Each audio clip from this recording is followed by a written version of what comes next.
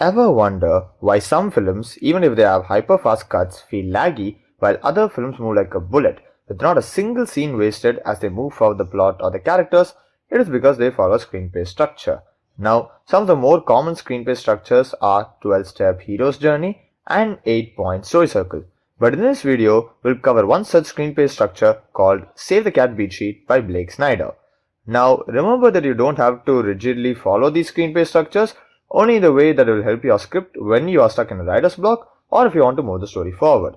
Now, to demonstrate this structure, let us take the 2021 blockbuster time loop movie Maanaadu as an example.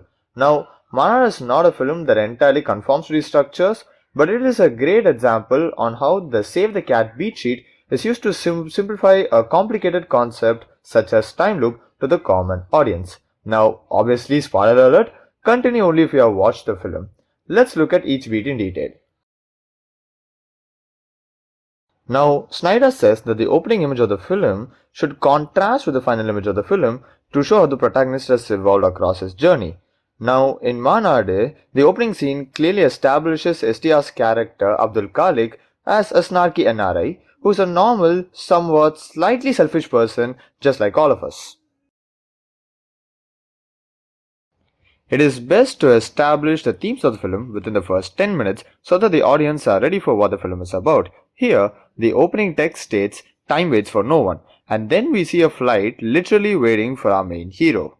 In the flight scene, this conversation between Khalik, who is a Muslim, and Sita, who is a Hindu, and the Hindu-Muslim divide is brought up even though they are friendly. So, both the main themes of the movie, time and Hindu-Muslim conflict, are both established at the start in a brilliant and effective manner.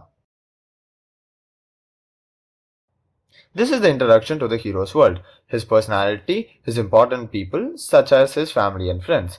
Usually, the setup gets over within the first 20 minutes. Here, we are shown that Khalik is an NRI Muslim, and then we are introduced to his love interest Sida and his friends Ishwaramurthy and Syed. And we also come to know that he had come to India to kidnap a bride for his friend.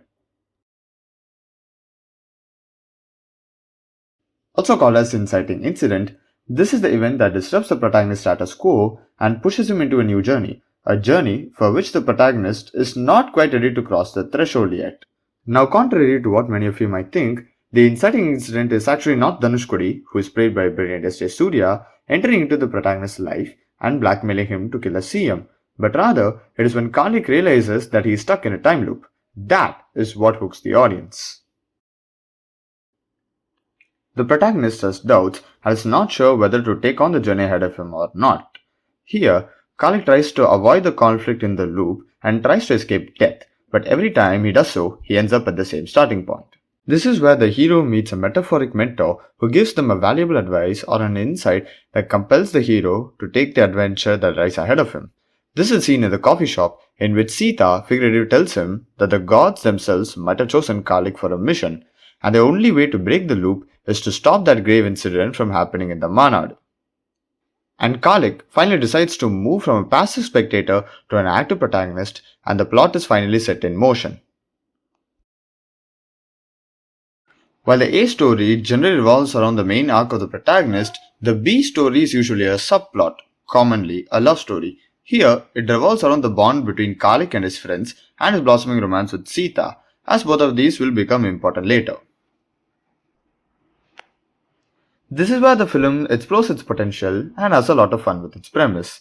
The hero utilizes his new powers in different ways to understand the rules of the loop and to identify his allies, his enemies, and other players of the arena. Like here, the sniper or the goons who instigate the riot. Now, usually these portions extend up to the intro of the film. The journey that the hero has gone on till now to achieve what he wants will have its consequences. Khalik thinks he has found a way to save the CM, but it all leads to a dead end. And this is where we learn that the villain Dhanushkodi is also stuck in the same time loop. But more importantly, he has now learned that Khalik is the reason why he's stuck in the time loop. This truly raises a stake for our hero and piques our curiosity on how he's going to handle it. Now this is where the consequences of the hero's actions are truly felt and nothing goes as per his plan. Dhanushkodi now pre-guesses every move of Kalik to thwart his plans and make him run around in circles, confused, and finally gives him a warning. But later, when Kalik hatches a new plan to save the CM, he contacts the CM's most trusted aide, Parandaman, and realizes that he's the one behind the assassination plan and is once again caught.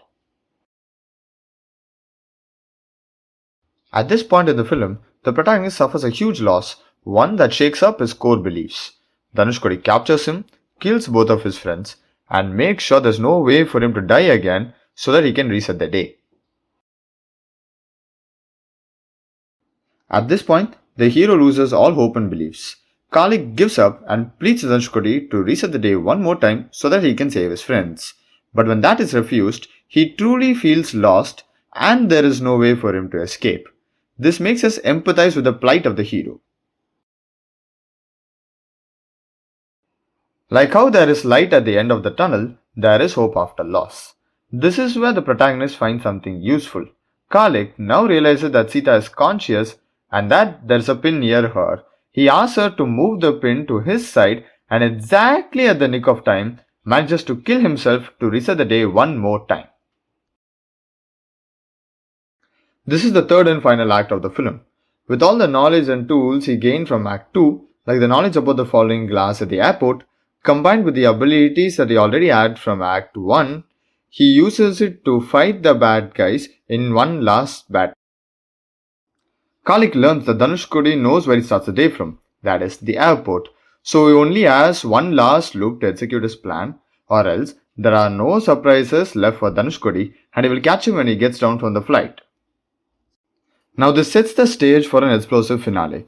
Usually a good finale is divided into 5 parts. Kalik gathers his allies, his friends, Sita and Tamilvanan, CM's most trusted friend and the only person the CM will believe. Kalik first saves Tamilvanan from an assassination attempt, convinces him of the info that he already has, and using Tamilvanan's help, convinces the CM to stop him from going to the Manade and to also evict the nefarious intentions of both Dhanushkodi and Parandaman. Just when Kalik thinks that he has achieved his goals, Dhanushkodi improvises and hatches a new plan to kill the CM there itself and pin the blame on him. After all, the hero should not be allowed to win so easily.